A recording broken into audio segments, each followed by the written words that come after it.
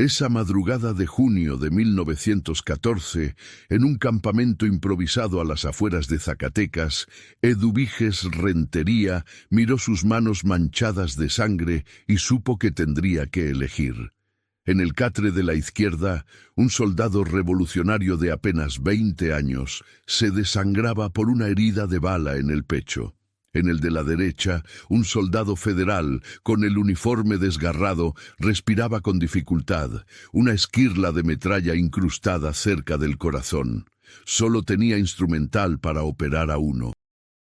¿A quién salvarías si supieras que esa decisión te perseguiría el resto de tu vida? Porque lo que estás a punto de escuchar no es solo un cuento, es la historia de cómo una mujer encontró su valentía en medio del infierno, de cómo una promesa hecha años atrás regresó a cobrar su precio en el momento más oscuro, y de por qué, en ese hospital de campaña, rodeada de hombres moribundos y el estruendo de los cañones, Eduviges tuvo que decidir entre su deber y su corazón. 3 años antes, cuando la revolución apenas comenzaba a incendiar el país, Eduviges había sido maestra en un pueblo tranquilo del estado de Aguascalientes. Vivía con su padre, don Leandro Rentería, un médico rural respetado por todos, y su hermano menor, Facundo, un muchacho soñador que hablaba de justicia y tierra para los campesinos. La casa olía siempre a hierbas medicinales y café de olla. Don Leandro atendía a quien tocara su puerta, sin importar si podían pagar o no. Eduviges lo ayudaba, aprendiendo a limpiar heridas, a reconocer fiebres y a mantener la calma cuando las cosas se ponían difíciles. «Hija», le decía su padre mientras cosía una herida, «la medicina no tiene bandos. Un hombre que sufre es solo eso, un hombre que sufre». Esas palabras quedarían grabadas en su memoria como un juramento involuntario. Si historias como esta te llegan al corazón, suscríbete a Cuentos de la Tierra. Cuéntanos en los comentarios desde dónde nos sigues y continuemos con este increíble relato. Todo cambió una tarde de 1911, cuando los revolucionarios entraron al pueblo perseguidos por los federales. Facundo, con apenas 16 años, se fue con ellos sin despedirse. Solo dejó una carta. «Perdónenme, pero no puedo quedarme de brazos cruzados mientras el país sangra». Don Leandro envejeció 10 años esa noche. Eduviges lloró en silencio, pero algo se endureció dentro de ella. Si su hermano iba a estar en el campo de batalla, ella necesitaba estar cerca, necesitaba poder ayudar. Porque en esos tiempos convulsos nadie estaba a salvo, y el conocimiento que su padre le había dado podía salvar vidas. Fue entonces cuando escuchó hablar de la Cruz Blanca Neutral, una organización de mujeres que atendían heridos sin importar a qué bando pertenecieran, enfermeras voluntarias que seguían a los ejércitos, instalando hospitales de campaña en condiciones imposibles. «¿Estás segura, Eduviges?», le preguntó su padre cuando ella le contó su decisión. «Es peligroso. He visto lo que hacen las balas, lo que hace la metralla. No es lugar para una mujer, ¿verdad?», interrumpió ella con firmeza. «Pues las balas no distinguen entre hombres y mujeres, padre, y si Facundo está allá afuera sangrando, quiero estar donde pueda ayudar a alguien como él». Don Leandro la miró con una mezcla de orgullo y dolor. Al final, asintió. Le dio su maletín médico, sus instrumentos más valiosos, un rosario de su difunta madre y un consejo que resonaría como profecía. «Cuida tu corazón tanto como cuidas las heridas de otros». A veces, lo segundo es más fácil, pero lo que nadie imaginaba era que esa decisión la llevaría a enfrentar la noche más oscura de su vida, cuando el pasado y el presente chocaran en un campamento ensangrentado. El hospital de campaña de la División del Norte no era más que una serie de tiendas de lona y carretas adaptadas, instalado a varios kilómetros del frente de batalla. Eduviges llegó en marzo de 1914, cuando las fuerzas revolucionarias se preparaban para el asalto a Zacatecas. La recibió Tomasa Villegas, una enfermera veterana de 40 años, con manos ásperas y mirada dura. ¿Sabes coser heridas?, preguntó sin preámbulos. Mi padre es médico. He asistido en cirugías. Bien. Porque aquí no hay tiempo para desmayos ni para rezos largos. Los hombres llegan destrozados, gritando, y tienes 5 minutos para decidir si vale la pena intentar salvarlo o si es mejor darle morfina y dejarlo ir en paz. Eduviges tragó saliva, pero asintió. No había venido hasta aquí para retroceder. Los primeros días fueron un infierno de aprendizaje. El olor a sangre y pólvora se le metió en la piel. El sonido de los heridos llamando a sus madres la despertaba en las pocas horas que lograba dormir. Aprendió a amputar dedos gangrenados, a extraer balas con pinzas improvisadas, a mentir con la mirada cuando sabía que un hombre no vería el amanecer. Pero también descubrió una fuerza en sí misma que nunca supo que tenía. Cuando las manos le temblaban, pensaba en Facundo. Cuando la desesperanza la invadía, recordaba las palabras de su padre. Un hombre que sufre es solo eso, un hombre que sufre. Entre los heridos conoció a Crescencio Medrano, un capitán revolucionario de 30 años, rostro curtido por el sol y las batallas. Había perdido 2 dedos de la mano izquierda en un enfrentamiento, y Eduviges fue quien limpió y vendó la herida. «Tiene buenas manos, señorita», le dijo mientras ella trabajaba. «Firmes. Eso es raro». «El miedo no ayuda a nadie», respondió ella sin levantar la vista. «¿Y no tiene miedo?» «Todo el tiempo. Pero no lo dejo ganar». Crescencio sonrió por primera vez en semanas. Desde entonces, cada vez que regresaba del frente, buscaba a Eduviges. Le traía café cuando lo conseguía, la protegía de los soldados borrachos, le contaba historias para hacerla reír en medio del horror. «Cuando esto termine», le dijo una noche mientras compartían un pedazo de pan duro, «voy a regresar a mi rancho en Durango. Voy a sembrar maíz y criar caballos. Nada de balas ni de sangre. ¿Y cree que eso sea posible? ¿Que esto termine algún día?» «Tiene que terminar, porque si no, ¿para qué estamos haciendo todo esto?». Eduviges no respondió, pero algo cálido creció en su pecho. En medio de tanta muerte, Crescencio era un recordatorio de que todavía existía la esperanza. Sin saberlo, esos momentos robados de humanidad serían lo único que la mantendría cuerda en las noches que vendrían. La noche antes de Zacatecas. El 22 de junio de 1914, el campamento bullía de nerviosismo.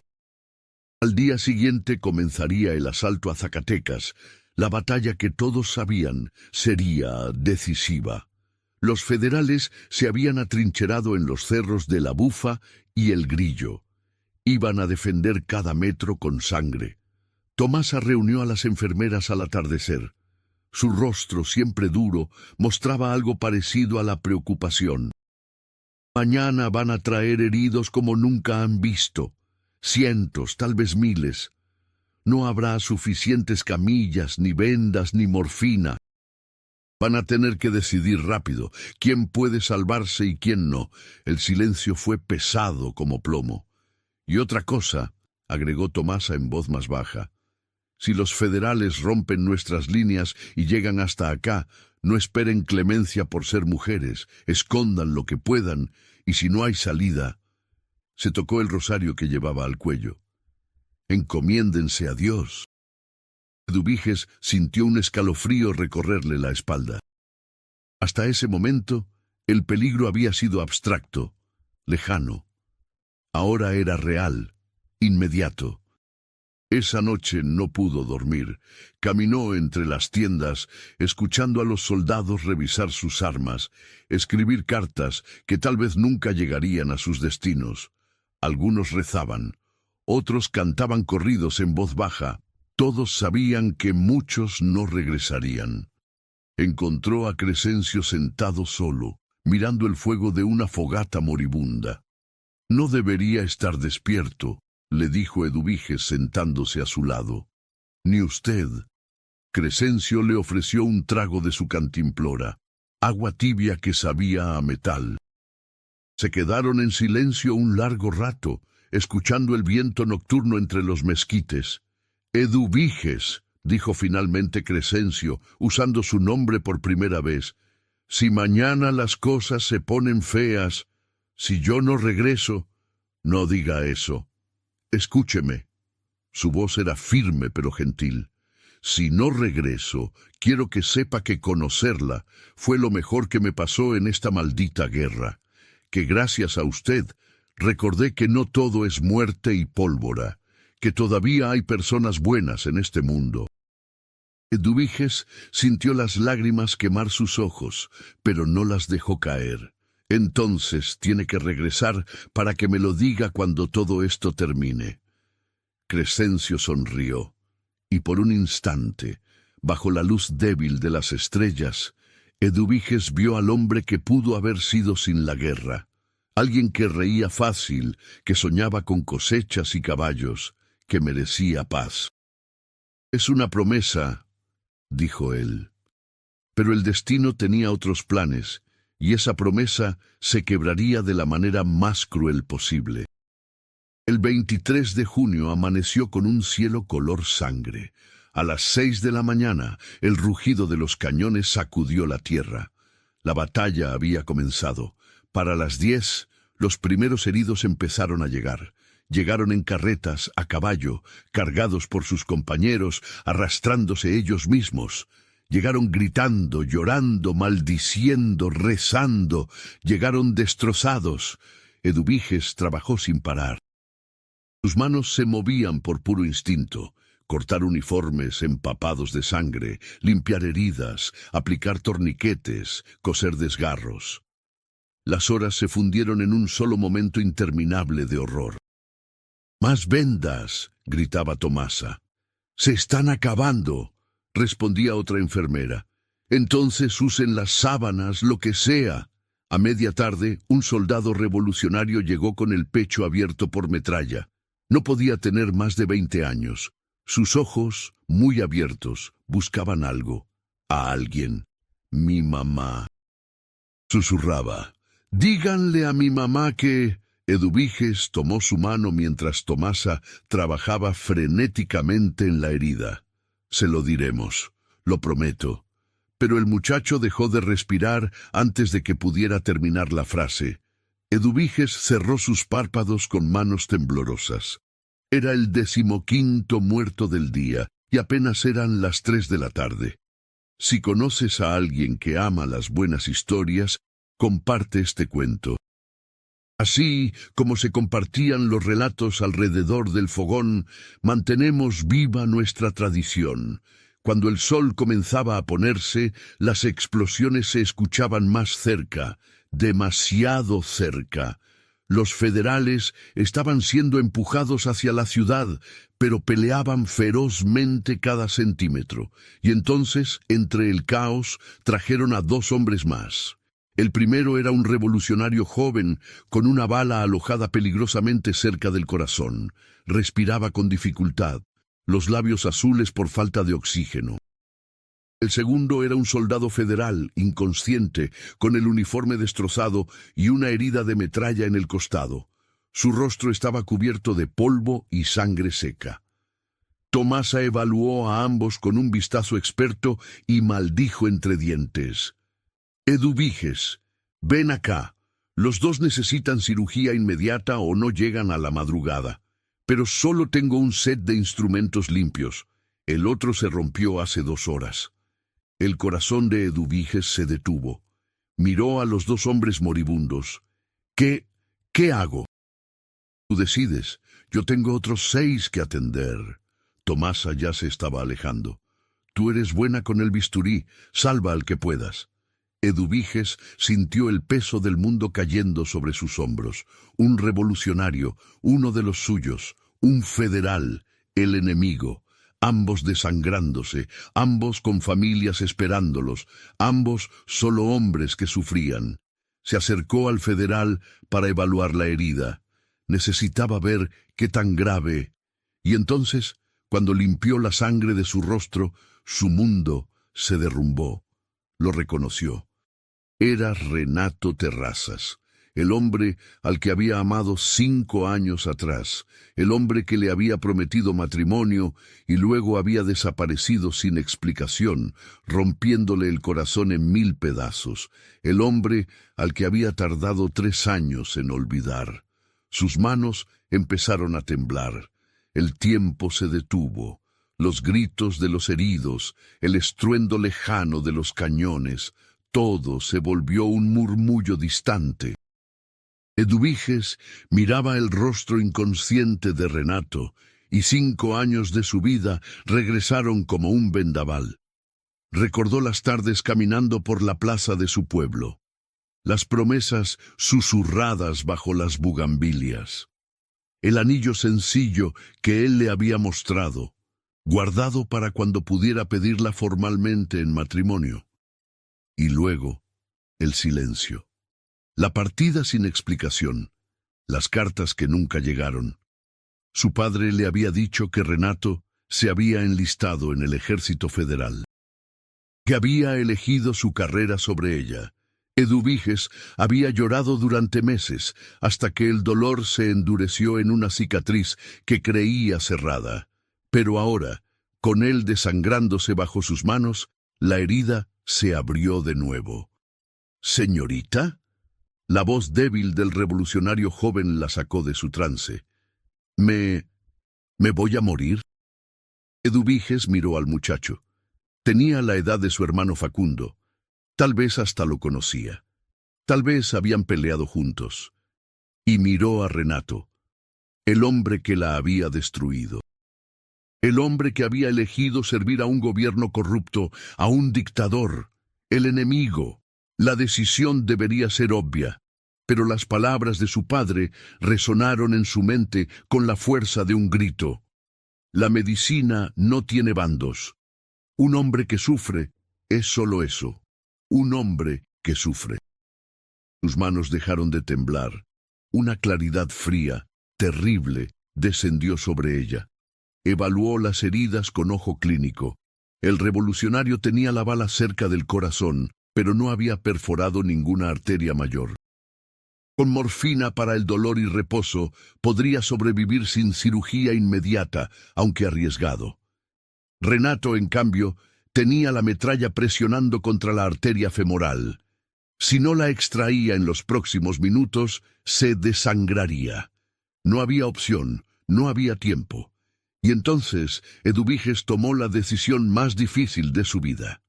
No por amor, no por venganza, sino porque, después de todo lo que había visto, después de tanta muerte y tanto odio, no iba a permitir que esta guerra convirtiera su corazón en piedra. Tomó el instrumental quirúrgico y se acercó a Renato. «Perdóname», le susurró al joven revolucionario mientras le administraba morfina. «Pero él morirá en minutos si no lo opero. Tú tienes una oportunidad sin cirugía. Es lo único que puedo hacer». El muchacho, con los ojos vidriosos por el dolor y la droga, asintió débilmente. «Haga lo que tenga que hacer, señorita. Usted es buena persona». Esas palabras casi la quebraron, pero no había tiempo para lágrimas. Eduviges trabajó bajo la luz mortecina de 2 lámparas de aceite. Sus manos, firmes ahora, cortaron, exploraron, extrajeron. La metralla estaba profunda, peligrosamente cerca de la arteria. Un movimiento equivocado y Renato moriría desangrado en segundos. Afuera, la batalla rugía. Adentro, solo existía el silencio concentrado de alguien luchando contra la muerte. 40 minutos después, extrajo el último fragmento de metal. Limpió, cosió, vendó. Renato respiraba, débil pero estable. Inmediatamente se volvió hacia el revolucionario. Seguía vivo, aferrado con una voluntad feroz. Eduviges revisó su herida, cambió sus vendajes, le dio más morfina. «Resististe», le dijo con admiración. «Eres fuerte». «¿Cómo usted?», susurró él antes de caer en un sueño profundo. Eduviges se dejó caer en un taburete, exhausta. Le temblaban las piernas. Había salvado 2 vidas esa noche, pero el costo emocional era devastador. Y entonces Renato abrió los ojos. Sus miradas se encontraron. El reconocimiento fue instantáneo en ambos. «¿Eduviges?». Su voz era apenas un hilo de sonido, incrédulo. Ella no respondió. No podía. «¿Fuiste tú? ¿Me salvaste?». Finalmente encontró su voz. Era fría, distante. «Soy enfermera, es mi trabajo». «Eduviges, yo...». Tosió, una mueca de dolor cruzó su rostro. «Necesito que sepas...». «No», cortó ella con firmeza. «No necesito saber nada. Hace 5 años necesitaba saberlo. Ahora ya no importa». «Sí importa».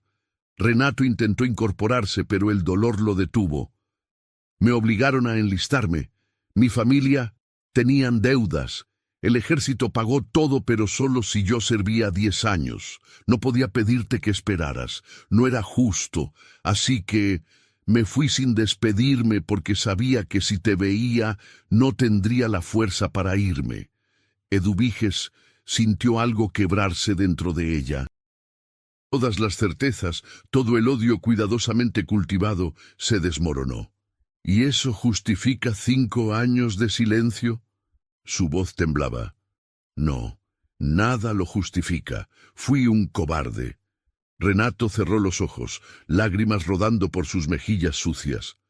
«Te pensé cada día de estos 5 años, cada maldito día, y ahora que te vuelvo a ver, es en bandos opuestos de una guerra que ninguno quería». El silencio entre ellos fue más pesado que todas las balas que habían volado ese día. «¿Por qué me salvaste?», preguntó finalmente Renato. «Soy el enemigo. Soy quien te abandonó». Eduviges lo miró largamente. Cuando habló, su voz era diferente, más suave, infinitamente triste. «Porque alguien me enseñó que la medicina no tiene bandos, y porque a pesar de todo, no puedo convertirme en alguien que deja morir a una persona pudiendo salvarla, ni siquiera a ti». Pero lo que ninguno de los dos sabía era que esa decisión estaba lejos de terminar, porque el destino aún tenía una carta más que jugar, y era la más cruel de todas. El precio de la compasión. Al día siguiente, la batalla continuó con renovada ferocidad. Los federales, acorralados, peleaban con desesperación. Los revolucionarios, sabiendo que la victoria estaba cerca, presionaban sin piedad. El joven revolucionario que Eduviges había arriesgado, Hilario Solís, sobrevivió la noche. Para la tarde del 24, su condición se había estabilizado. Tomasa lo revisó con aprobación. «Le apostaste bien», le dijo a Eduviges. No muchos habrían tomado esa decisión, pero no todos lo veían así. Crescencio regresó del frente esa tarde, cubierto de polvo y pólvora. Cuando supo que Eduviges había operado a un federal, su rostro se endureció. «¿Es verdad? ¿Salvaste a un federal teniendo un revolucionario que necesitaba cirugía? El federal habría muerto en minutos. El otro tenía posibilidades. ¿Y si hubiera muerto? ¿Le habrías explicado a su madre que su hijo murió porque decidiste salvar a uno de los que nos están masacrando?» Eduviges sintió la injusticia de sus palabras como una bofetada. «Los salvé a ambos. Ambos están vivos. Por suerte. Pero no siempre tendrá suerte, Eduviges». Crescencio se alejó, decepción evidente en cada línea de su cuerpo. Esa noche, Eduviges se sentó junto a la camilla de Renato. Él estaba despierto, mirando el techo de lona de la tienda. «Me metí en problemas», dijo sin mirarla. Yo tomé la decisión. ¿Valió la pena? Edúbiges pensó en Crescencio, en la decepción en su voz.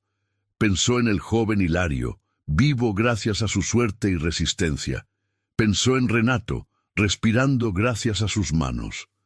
No lo sé. Pregúntame en 10 años. Renato finalmente la miró.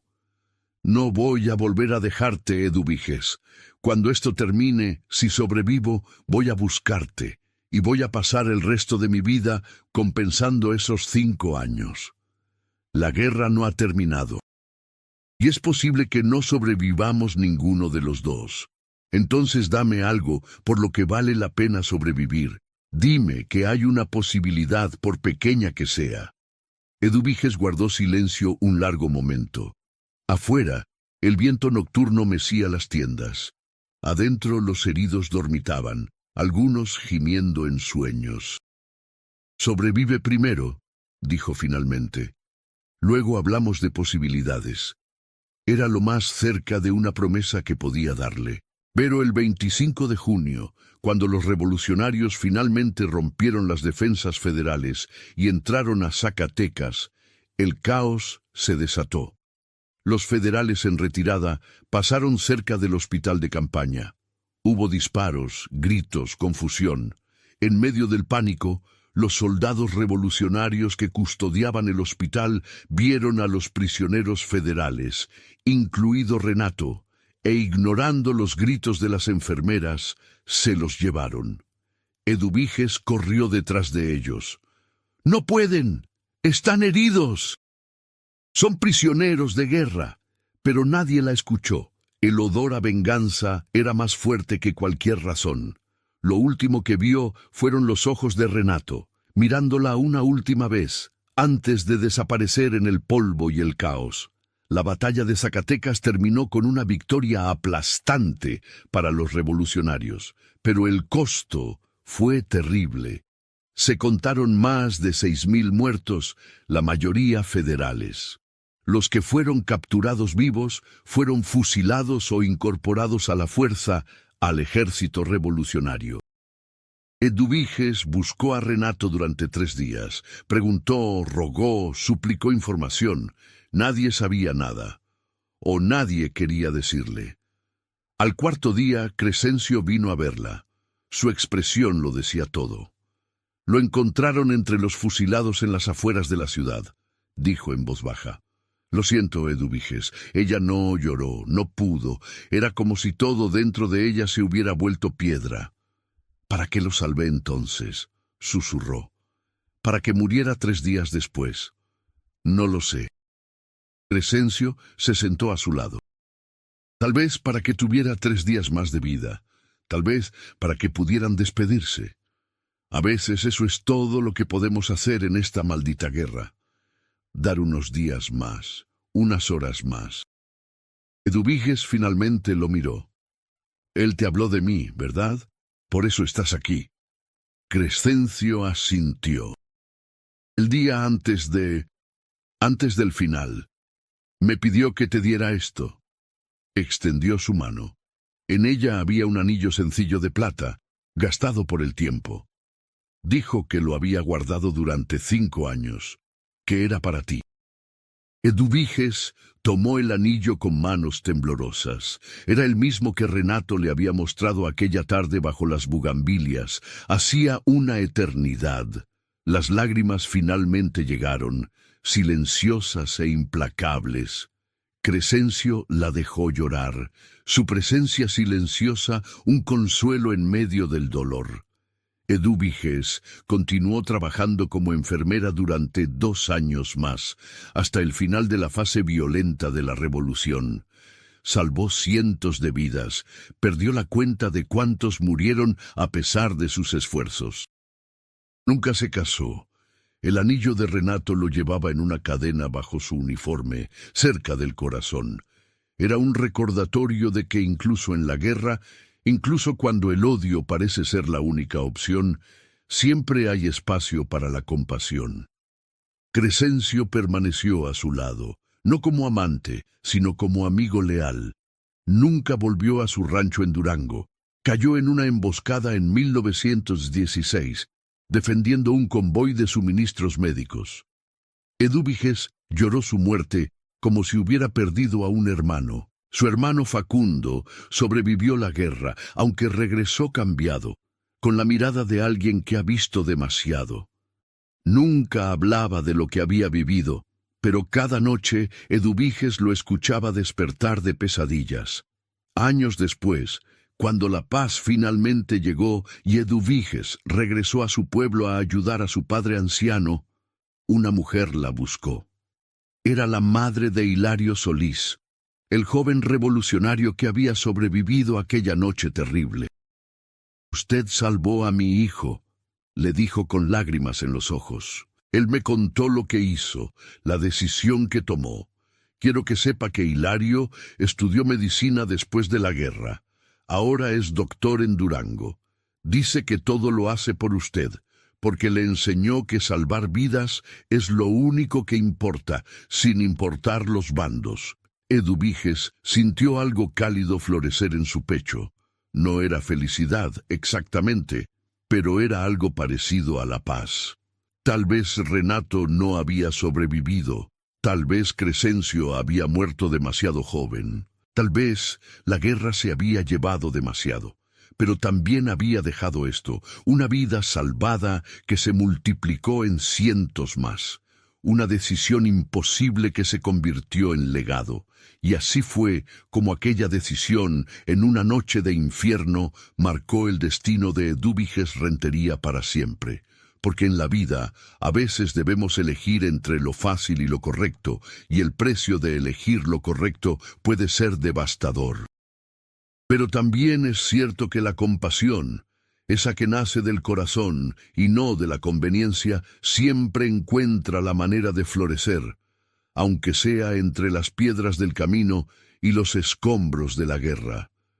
Cuentan que hasta el día de su muerte, a los 84 años, Edúbiges seguía llevando ese anillo en una cadena, y cada vez que alguien le preguntaba por qué nunca se había casado, simplemente sonreía con tristeza y decía: «Porque el amor verdadero no necesita toda una vida juntos». A veces basta con haber tomado la decisión correcta en el momento correcto, aunque duela para siempre. Y esta historia quedó guardada en la memoria de su pueblo, transmitiéndose de generación en generación, porque hay decisiones que definen quiénes somos, y hay personas que incluso en medio del infierno eligen mantener su humanidad intacta. Eso es lo que convierte una vida en leyenda y un corazón en algo que trasciende el tiempo y el olvido.